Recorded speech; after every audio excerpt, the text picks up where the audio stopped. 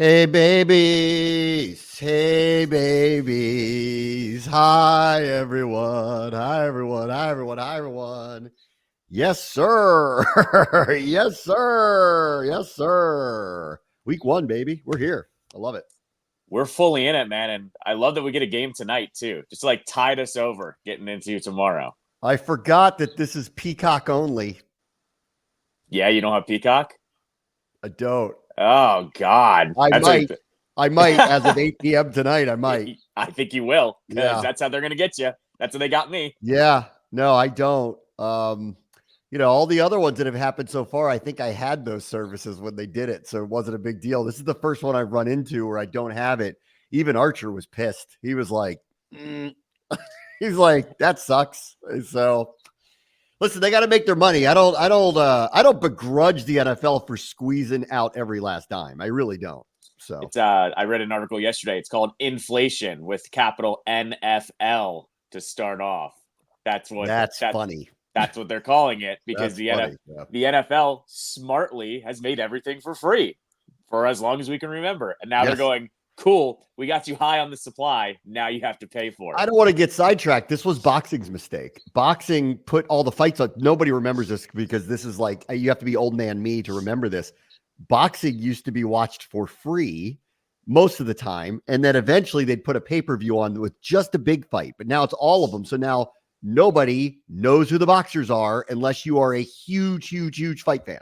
Yep. It's a mistake. Exactly. Anyway, all right, let's get into what happened last night real quick. Then I want to get into week 1 with the Commanders. Ravens lose by a toenail last night. So my general takeaway is Kansas City was way better than them.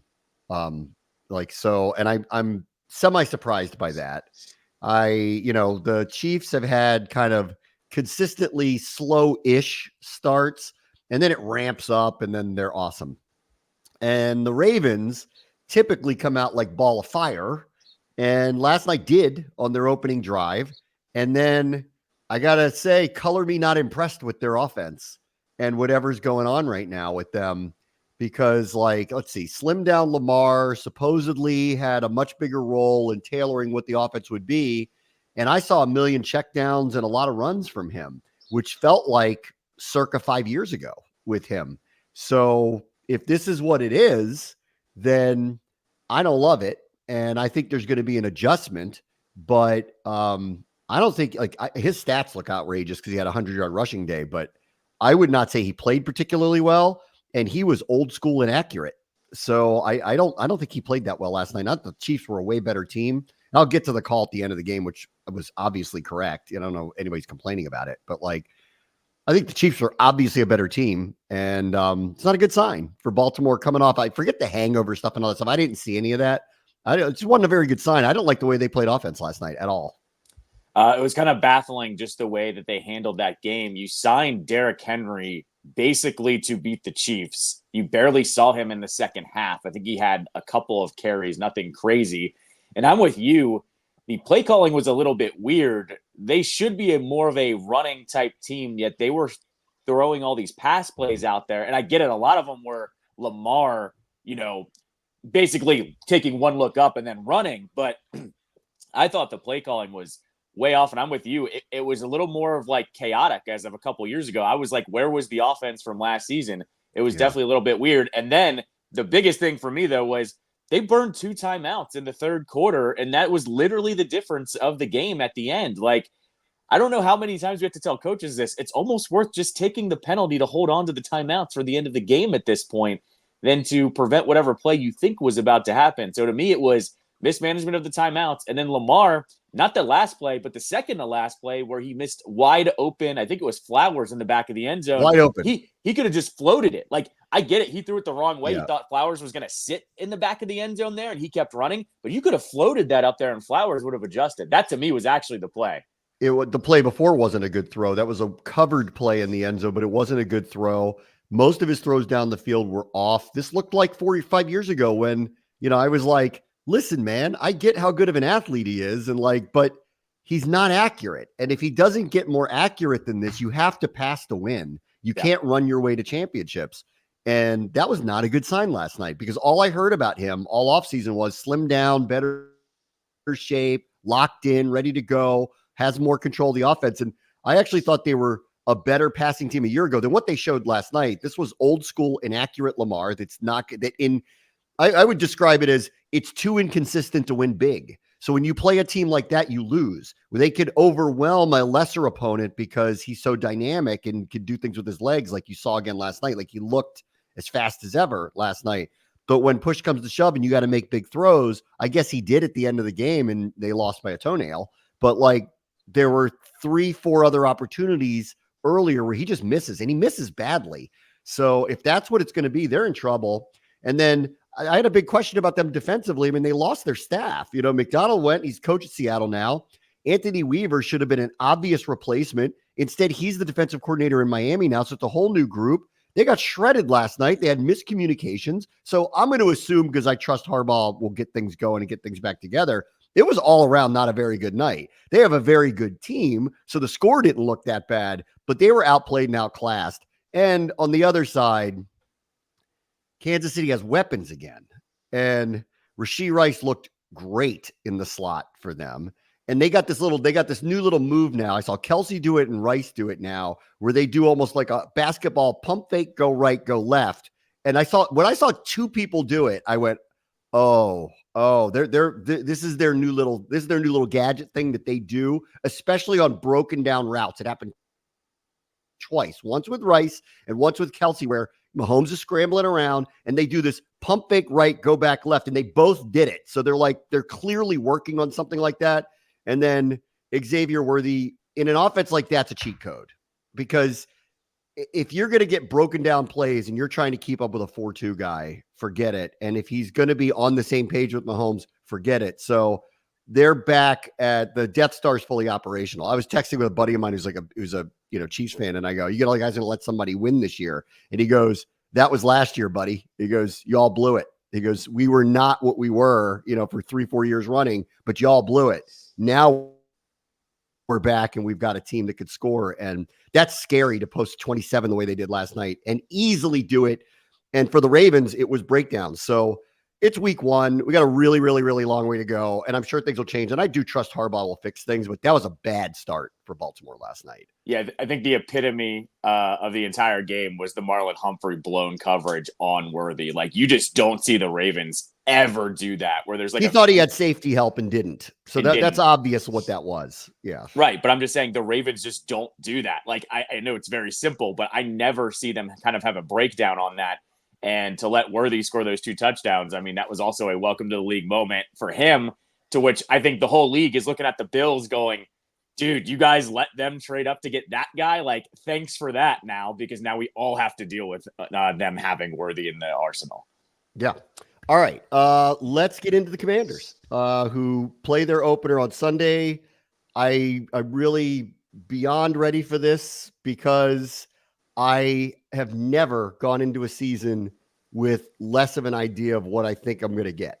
Now, I've been wrong about what we get. Like, you couldn't have convinced me of 4-13 a year ago, but at least I thought I had an idea of what I was going to get. And this year is very different. I'm all over the map. Like, I keep trying to remind myself this guy's a rookie quarterback, but all summer he hasn't looked like one. I keep trying to remind myself that I think their corners and their edge rushers could be vulnerabilities or weaknesses. And then I watch them and I hear these coaches talk about them and they're pumping them up like, hey, they're not as bad as you think they are, or we actually think we're better than people think we are. And you just kind of start to believe it because we live in this little bubble out in Ashburn all the time. Or you keep telling me that a 3rd round pick who never played a snap in the preseason is going to just be fine at left tackle. And you have to like kind of convince yourself that that is going to be fine. So I need to see it, because if you just take a step back, you go, that's too big of things to overcome to have a really, really, really good record. And at the same time, I'm watching the chemistry build. I'm watching Jaden every day. I do think he's ahead of schedule. I hope that manifests during the season. And if we have a quarterback, even as a rookie for the first time in a while, where you feel like you've got that leadership and you've got that player and you've got this dynamic playmaker, well, sky's the limit. Maybe not this year, but Houston was in the playoffs a year ago. So we all keep going back to that might be what we're looking at. So I can't wait just to get to Sunday, just to get the first look, because I just need some questions answered. How do we think about playing offense? what is our run pass ratio? What do our formations look like? And defensively, because we are playing a great set of receivers this week with a viable starting quarterback, can we cover anybody? Because I think those are the questions we need answered this weekend. Yeah, I think the defense is going to be, how do we mask our weaknesses here against a team that matches up very well against us? Like, this is probably one of their best tests in terms of, here's our weak positions and their perfect strong test. positions. Yeah, here's their strong positions. They match up pretty well. And not only that, I'm with you on the offense. I don't know what we're going to get. I think we're going to get run heavy. But I also, don't know what they're going to pivot to if they're down by 14 in the third quarter or something like that. So that's the other thing I'm looking for, is how do they adjust, whether it's good or bad as well. Yes. I think it's a perfect test. Like, a few weeks ago, they had the joint practice with Miami. I went, this is great. Like, that team isn't hiding what they're doing. They're an execution machine. Like, let's see. That's a playoff team. Let's see. In a joint practice, they held their own. They looked great. I started to get very confident. I think they did too. After that week where they were kind of right there with them at that practice, they felt really good about it. They were competitive with them in the game for whatever that means, in a preseason game, but they felt really good coming out of that week. So much so they didn't play anybody against New England. They didn't feel compelled to do it. So they get around to this, and then they're kind of like, yeah, we know we want to win down in the future, but we could win now. They're like kind of pushing that messaging a little bit. This is a perfect first test. Perfect. That's a playoff team. They've won their division 3 years in a row. That quarterback's been around the block and got an extension. They re-signed all their guys. They're homegrown. 44 of their 53 players they drafted or undrafted free agents that they acquired. Like, they are this is what Quinn's talking about. Tight knit. We built our own team chemistry. We've got our culture here. They have that there. Very, very, very stout defense. Very difficult to run on. You can throw on them if you catch them, but can we block? Don't know. We'll go find out. They're going to blitz us. Can we cover anybody? We're going to find out. They got a Hall of Fame wide receiver. They got a great number 2, and they got some rookie that they're touting as their speed threat. That's their Xavier Worthy that's going to be running out there. And they have a very dynamic running back. Rashad White is very good inside the tackles and as a receiver. So we're catching the right team at the right time to find out where we stand, because that looks like a playoff team to me. Whether they win a division or get a wild card, looks like a playoff team to me. So we're going to find out. And we may have this advantage. I'm hoping that they don't know a lot about us. And if we could just catch them off guard, steal a couple of plays here or there, steal a couple of scores here or there, suddenly this game's close. And then we start to find out, okay, let's put that rookie quarterback that we love so much in a clutch situation and see what happens. And so that's why I think this is just a perfect first test if the weather plays nice, because it's Tampa and it's going to be hot and we could have a deluge of a rainstorm. And if that happens, then kind of all bets are off on all of those things. But I do want to see, assuming conditions are okay, all of those things kind of come together and we start getting these tests and we start getting some early answers of what this team is about. And probably more importantly, what do they look like on both sides of the ball? Because I don't think I've seen it yet. I think the other part about all of this is how does Todd Bowles attack Jaden? Because I think there could be an argument to be made that maybe he doesn't be as aggressive and says, I'm going to force the rookie to throw. I'm going to see what he's got here. Because I honestly think are they scared of our receivers? They probably are not. Right, exactly. And I think they're probably thinking, let's not give him a big play, by being aggressive when we don't have to be either. So I'm interested to see what Todd Bowles kind of lets him do in the first drive or two, because I think it's actually not going to be as aggressive as everyone's talking about. You blitz the crap out of somebody, you risk losing him in the pocket. And once he gets outside the pocket, he is as dynamic. Now, I know we haven't seen it on the NFL level, but the evidence from what he did in college would tell you that's a dangerous game to play with somebody like that. He could pop off big runs. So I want to see what that looks like too. I agree. Bowles has to seriously think about this. I mean, I don't know how they don't pressure him and put him to the test, but I don't think you could do it exclusively and not get burned with him running the ball down the field or potentially hitting some big plays. Some of the other things I'm watching for this weekend, not only just running against this team, because they're very, very good traditionally against the run. And when Vita Vea is on the field, at least over the, it's hard to, it's new, so it's hard to know. But in the past, you literally can't run it down the middle of the field when he is on the field. He is as big of a clogger as you've ever seen. You have to double team him on every play. And that's another interesting question with a brand new interior O-line. If Allegretti and Biotish are the ones that are standing over Vita Vea and not Sam Cosmi, how do they hold up against something like that? It'll be a very interesting first test.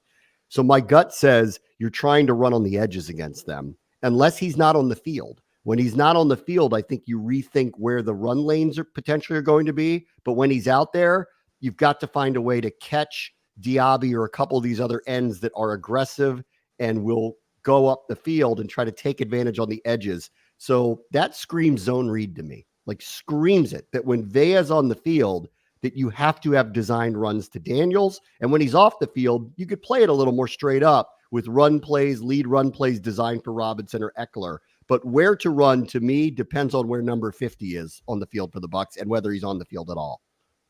Yeah, I mean, it's kind of the same thing we talked about the defense, right? Here's a weak position for this team going up against somebody that's strong in the league. We're going to see how they handle somebody like Vea, right? And so, once again, like I said, this Bucs team, it's funny. They match up really well with this team to just see what they've got and how they're going to react to it accordingly. I also think, though, this is where Cliff comes in, where we both have said we liked how he called games, in the preseason. Yes. I think we're seeing a lot of outside stuff to start, how they can see how they can handle him at first. That's what I think is going to happen.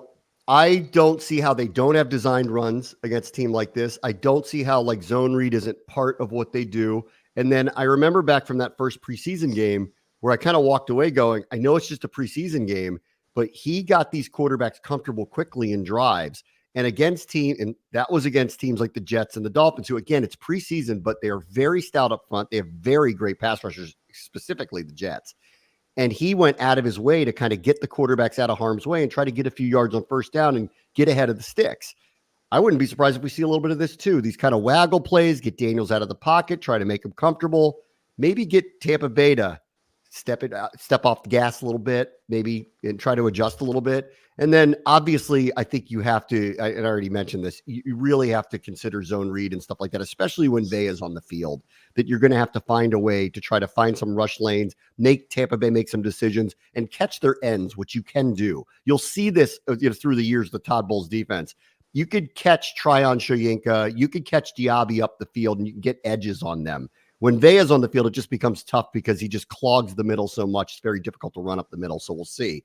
The other one is they blitz a lot, and I don't think that they're going to change their stripes. They are who they are. They're very, very good at it. Proof's in the pudding. Go look at their defensive stats just in general. And we have an untested offensive line, and potentially we'll find out more today from Dan Quinn. Is Brandon Coleman actually going to start at left tackle, having not taken a single snap? So we got a rookie third-round pick, didn't play a single snap in the preseason, potentially lining up against a blitz-happy defense with Pro Bowl caliber ends. Like, yikes. So let's see how we handle that. And I want to see how Kingsbury deals with that. Is there extra tight ends on the field? Where's John Bates lining up on all this? Who's he chipping? Like, how much is he playing? Is Sinnott come on more as a movable fullback than he is as a receiver? And do the running backs try to help protect a little bit more? That will then go back to, do you think your receivers are good enough to win one-on-one outside of Terry? And that's another question that needs to be answered. This is why this is a great first test for them. On both sides of the ball, they're going to find out a lot about themselves against a very, very, very good team. I think we're about to see like what they're going to throw at teams, because we've said, they kept 4 tight ends. They're probably going to go 2 tight end set. They're going to hope that they can maybe catch the Bucs in a little bit of a matchup problem. And I think that's the only way this thing kind of goes, successfully on offense, is if you catch them on a few of these matchup problems or a broken play or two here or there. But I think this is the one where we see, how does Cliff Kingsbury kind of just deal with the ingredients that he's been given here against a really good defense? Yes. And then on the other side, we haven't seen Wagner play yet. We haven't seen Allen or Payne this year play yet. I'm not worried about any of them because I know who they are. And I'm hoping Allen and Payne look a little closer to 2022 than they do to 2023. That's a big key here. Wagner, I just trust, is going to be fine. He's a first ballot Hall of Fame player. But we'll see. We get to see this defense really for the first time. And I'll just say this about Baker, who I think has turned his career around. If you watch, I watched a lot of last year. I didn't really watch a lot of their preseason, but I watched a lot of last year with him. and how the season progressed for him. He got more and more and more comfortable. And I'll tell you where he was really actually very impressive, and it actually showed up in the metrics. He was either number 2 or number 3 in completion percentage under pressure. So he got very comfortable there, and they have a very good O-line. They just used another first-round pick on a center. They've got 2 first and 2 second-round picks. They've used a lot of assets on that. They just paid Tristan Wirfs, made him the highest paid tackle. So they have a lot of money spent in protecting the quarterback, and Baker seems to like it. We talked about this a lot. He likes being there. He's very comfortable being there. It showed up there. They got Mike Evans to come back, basically finish his career there. Him and Godwin are as good a 1-2 as you can ask for in the NFL. Like, they're dangerous. But I will say this about Baker. He won't run very much. It's not a big surprise. He doesn't really scramble very much. I don't think he likes to move out of the pocket all that much. Under pressure, he actually was very, very good. We'll see if it replicates itself. But he wants it out really fast. And that to me is the one thing that won't get tested, because do we have pass rush, or do we have a consistent pass rush? Big question coming into all of this. Baker isn't holding the ball and going through all these reads. He wants it out fast. So will we get an answer to where is our pass rush? That's the one thing I'm not sure we're going to get a really good answer to this weekend. Yeah, I mean, once again, it's a brand new scheme against somebody that's been around for a little bit. So he's also going to get a little of that veteran moxie of, okay, even if this isn't in the scheme, I'm going to be able to move the ball around just a little bit more because I've done this before. But I'm with you. I'm actually more interested to see what the veterans look like here. We literally didn't get a single look at Payne, Allen, or Wagner. Honestly, the defense has been such an unknown because we haven't seen the normal starting crew out there. I think they're actually maybe not more appealing, but just as appealing as the offense, because the reason they're going to win games is if that defense kind of keeps it together, right? So I think that's the other kind of side of all of this, is how do these guys mesh when they haven't been at game speed together as well? Yes, they've spent a lot of money, a lot of assets on their offensive line. This is a good test. Like, the strength of this team really should be right up the middle. Allen, Payne, Newton, if he plays, which seems like very up in the air. Obviously, he's coming off foot surgery. They've gone very slow with him in reeling him back. So I don't know whether he plays or not. If he does, I can't imagine it's very much. But then add in Luvu, Wagner, Chin, Quan in between the hash marks. They look very stout. Let's find out. That's very good. It's a very good offensive line. They are committed to running the ball with Rachaad White. Let's find out. So it'll be pretty good. All right, we'll go through the rest of week 1 next. Brad, watch the show, ESPN 630, the Sports Capital. All right, welcome back. Brad, watch the show, ESPN 630, the Sports Capital. All right, let's go through the rest of week 1. We are here. Talked about the Chiefs beating the Ravens earlier. Tonight, we get the first ever game in Brazil. It is the Packers and the Eagles. I guess I have to get Peacock because there's no other way to see this. And I'm a junkie, so I have to have it. I have to get it. And we are playing one of those teams twice a year. So I kind of want to see it. And I'm dying to see, do they go full Sirianni early in the year against a very good team? I have no feel for this. Weird location. Hard to tell. Eagles coming off of a bizarre ending to their season. Not even ending. Last third of their season where they just went sideways. Green Bay, who started slowly, but then Jordan Love became megastar. And all of a sudden, they were the hottest team in football and were dangerous and were very, very close to making a run towards the Super Bowl. I mean, they were very close to that. So I'm just going to sit back and assume that I get a subscription, watch, because I don't know what I don't know about either one of them yet. I got a lot of high opinions about Jordan Love, that he ascends big time this year. And with the Eagles, I look at their roster and I go, too good to fail, but they didn't fire the coach that everybody was ticked off at. So if they start slow, what happens? So I don't know. I think that last third of the season carries over. I don't know if we get an amazing performance, but I think the Eagles are just a little bit too good to lose here. Like, pound for pound, I like their roster a little bit better. Their receivers are better. I think they just figure this one out. I'm with you. I think Jordan Love's going to ascend, but I think also we don't know who Jordan Love's favorite receiver is yet either. Like, we don't know who his go-to is going to be. And I think that's going to be one of the differences tonight. Is I think Packers lose in a close one. Eagles kind of survive the game in Yeah. Brazil. I took a flyer on Jaden Reed in my fantasy draft because I'm like, if he becomes the guy for him, because it's going to be one of three, and you're just guessing. One of them's going to become his number one receiver, and that person's going to have 1,200 plus yards. Like, that's going to end up happening. We'll see. I don't know that the Eagles defensively are better than Green Bay. In fact, I might like Green Bay's defensive roster better than the Eagles, but on offense that screams Philadelphia. But they're a house of cards. So I don't really know. All right. Speaking of house of cards, Cardinals at Buffalo. This is a weird week one game. Kyler's back, came back at the end of last year, but back. Gannon's teams, they took the bus, but they play hard. Okay. Buffalo's in total reset mode. Like they're resetting the roster around a Hall of Fame quarterback. I don't know. I got a funny feeling about this, like a real funny feeling about this. This game's going to be close. I don't know. And I would not be shocked because their prime targets are going to end up being very young players like Keon Coleman. Can they run the ball well if you're not scared of major deep threats, which they may not have? I don't know. And defensively, a lot of the heart and soul players of the team aren't there anymore. I got a funny feeling about this. This is one of the, in the middle of the season, if they played each other, Buffalo would be favored by 10 points.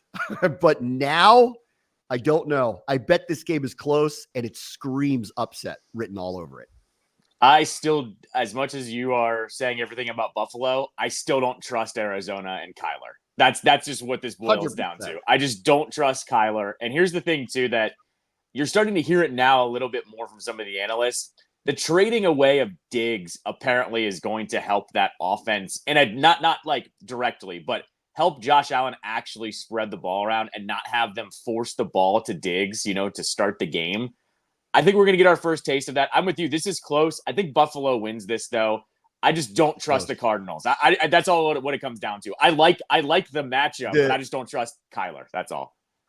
The first month of the NFL season is very unpredictable because you kind of don't know what you don't know about a lot of teams. And then things shake out and then the adjustments start happening. And the really well-coached teams who have very good rosters figure it out is what ends up happening.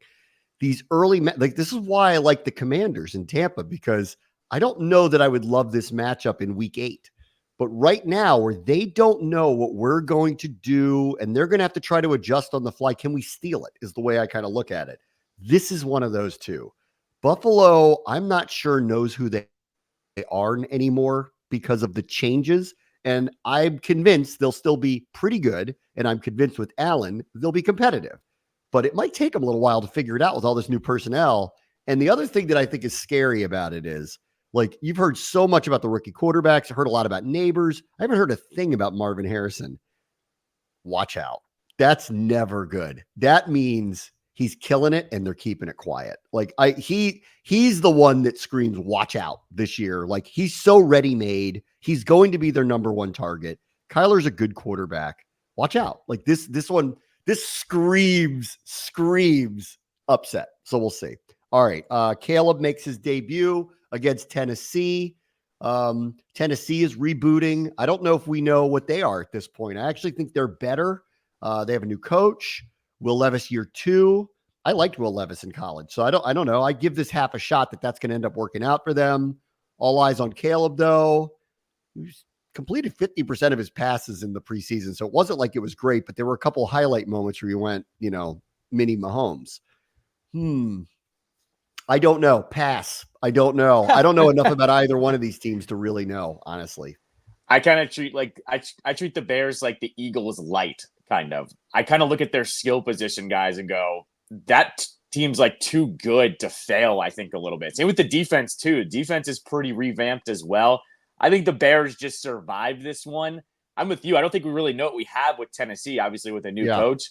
I just don't like their roster, the way they stack up against each other. I think the Bears eke out a close one. Tennessee's interesting because I don't know that I buy the Colts, and Jacksonville's kind of weird. Everyone's hyping up Houston. Like Tennessee being the second place team and being the surprising AFC South team, like really wouldn't surprise me. Like I don't know that they have the firepower to be good, but I think they're better than they were a year ago. So I'm keeping my eye on them. Let's see. Patriots, Bengals. Will they ask for Drake May to start in week 2 is what I'm expecting to hear. Is Jamar Chase going to play? That's interesting. I don't love what's happening. I don't love what's happening with the Bengals. And this would be very telling if they somehow lose because they just have too much firepower to kind of lose this game. But we'll see. And it's been a weird offseason where they're in all these kind of contract negotiation stuff and don't know if their defense is what it was a couple of years ago. They might be closer to mediocre than really good, but I don't love the Patriots, obviously. So I think the Bengals will win one way or the other. If Chase doesn't play, though, the game's probably pretty close because I don't know where the explosiveness comes from. Yeah, Schefter said this week on our airwaves with Unsportsmanlike that he said it's actually not a concern with Chase this week. It's next week because the Bengals get the Chiefs next week. So it's like, okay, you can play with fire against the Patriots, but do you really want to play around with that when you go up against Kansas City? You could, but what if they lose? Then all of a sudden, then it's really a problem. Let's see. Texans can confirm the hype. They play Indianapolis. Anthony Richardson is back starting for them. Didn't look great in the preseason. Everyone's all over Houston as like the rocket ship that's going to take off. Spent some money in the offseason. Great young team. Stroud looks great. Everyone loves this coach. This game's probably close. Like division game. Colts are very competitive a year ago. I need to see it with Richardson. I think everybody does. He kind of screams a little bit of Justin Fields where is he kind of ready for prime time? Like the athletic ability is obviously off the charts. But can he make the throws that he needs to? Can he make the right decisions when he needs to? I don't know. So I think we saw this in real time when they were miking up D'Amico Ryans and he's telling his linebackers where to stand to where the ball is thrown. That screams to me a defensive coach like that with a quarterback I trust a little bit more. Give me Houston in week 1 to start confirming the hype about them. Yeah, this should be one of the few gimmies on the board, I think. I think, once again, you look at the roster, they're way better than Indianapolis. We don't know how Richardson's actually going to look. Only played 4 games last year. And the Texans are honestly riding the high of winning a playoff game last year, as they should, and they went for it. Like, you know how this goes with rosters. When you go for it and you trade for a guy like Diggs, everyone starts feeling it a little bit more than they did before. Texans should win this one fairly easily. Jaguars, Dolphins, Florida men got their money. Tua got paid. Trevor got paid. Trevor's in show me now. I mean, they've paid him, and he hasn't really been an elite quarterback. He's been fine, good, and I understand they don't have anybody better than him for sure. So I get it, but I think it's time for him to kind of show it. I'm kind of bullish on Miami off of last year. I actually think they caught a couple bad breaks, or the postseason might have gone a little differently. Like they lost 2 defensive studs in the last few weeks of the season. So let's see. Give me Miami here to kind of come out of the gate, ball of fire with their offense. I think it's going to take a while for people to adjust to them again. They are a very, very unique scheme. They have incredible amounts of speed. And I don't see old Trev winning a 45-42 game. So give me if it's going to be a track meet, give me the Dolphins all day. Yeah, this is one of those games where it's probably going to look close at halftime, but you wait for the Dolphins to pounce on them a little bit, and then they kind of pull away in the third, the fourth quarter. That's what my guess is going to be here. It's probably going to be lowish scoring into half, and everyone's going to go, oh, well, look at the Jags. They're hanging on. And the Miami's going to finish them off in the second half. The red zone special is Panthers Saints. Kind of don't care. Just let me know how it goes. I'm sure Hanson will show me some very cool highlights. Let me know how it's going before we get to kickoff. Just let me know. I did the NFC South yesterday on my show, and the Saints to me are like, how come they still have the same team from 8 years ago? Like, it's still Taysom Hill and Alvin Kamara, and they're still rolling out, the cars, of course, new. But I look at them and I go, how are they still just doing the same things that they've been doing for a while? Yeah. I don't care either at this point. It's the old news. Yeah. Let's see. We got Dimes versus Ghosts. Where we get Darnold versus Dimes. 2 quarterbacks New York hates the most. Don't know. I don't know. I think these are actually, this is where I think they're similar. Not great rosters, but both very good coaches. Like I like Daboll. I like O'Connell. I don't know what to expect from Minnesota now that Darnold's the quarterback. I think it's impossible to know. And with the Giants, this actually feels like should be a win for them. Like they're home. Like they should get a win here. So give me the Giants reluctantly. Giants win in a close one. I think we're actually going to see how Daboll uses Jones this year in this game. Like, I've had a little bit of a theory that if they're going to move on from Jones, I think Daboll is going to run Jones a bunch. And I think that actually gives them a chance to win games a little bit. So give me the Giants to win this one. Let's see. Jim Harbaugh is back. We get Chargers, Raiders. I don't really think either one of them are going to have much of a say in the outcome of the season in general, but it'd be nice to see Harbaugh back, see what they look like week one. Let's see. Russ's exes have a slap fight. We've got a Denver versus Seattle. Get the Bo Nix debut. Gets Gino, and who knows, one of these days, our boy Sam Howell gets some shots up there. I don't know. I'm interested to see what Bo Nix does with Sean Payton. Get a first look at that. That's an interesting one. In Seattle, let's see what they look like defensively. I mean, that should be where the upgrade is for them. And if they are, maybe they're semi-competitive there. In the Browns and Cowboys, I think they both begged Tom Brady to leave the booth and take over their teams, because I think they both think they could be Super Bowl teams, and neither one of them think their quarterback can get them there these days. Pretty much. This is one that I actually think is going to be one of the more interesting matchups of the year, of the week.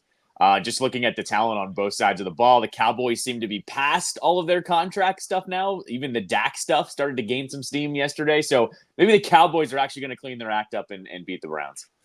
This is weird. We have 4:25 kickoff, so we're on at the same time Tom Brady is, because I'm actually dying to hear him call a game. So y'all have to give me a review on Monday of how he did calling the game. Well, you're not gonna hear it either. You're gonna watch us. All right, and then the last one, of course, is the Rams and Lions, which I will dub sneaky NFC title preview. Maybe. I mean, I wouldn't be shocked if the Lions are back playing in the NFC Championship. And I think the Rams, if the Niners are just a little bit off from where they've been, I think the Rams could sneak up and win that division. And I don't actually see a lot of juggernauts in the NFC. Like Green Bay could be good. Philadelphia could be really good. The Niners could be what they were. You know, Detroit could get really good. Tampa could be surprisingly very good. But I don't see any. This isn't like the Chiefs or the Ravens where you go, that's the teams to beat. I don't see that in the NFC this year. So this is my sneaky potential NFC title preview game Sunday night. I actually really like this matchup because I think we're going to see like what to expect from both teams right out of the gate. Can the Lions actually get through this celebrity offseason with Campbell doing commercials and them being the favorites, and the Rams going, we know how to draft now, guys. Watch us play all of these guys you've never heard of, because it seems like every single year they've got two guys that everyone goes, oh my God, how did they get that guy in the third or fourth round? I actually really like this matchup, and I'm with you, actually. NFC title preview sounds about right if one of them takes out the Eagles, I think. Yeah, I agree. All right, YouTube people, if you're watching us, thank you. You won't see the next segment because it's Casey Kruger audio only from the Washington Spirit. But for those of you on the radio or the podcast, Casey Kruger joins me from the Spirit for our Spirit Spotlight. We talked about Alex Morgan, Croy Bethune, Magic Johnson. It's awesome. So stick around for that. Bram Washington Show, ESPN 630 Sports Capital.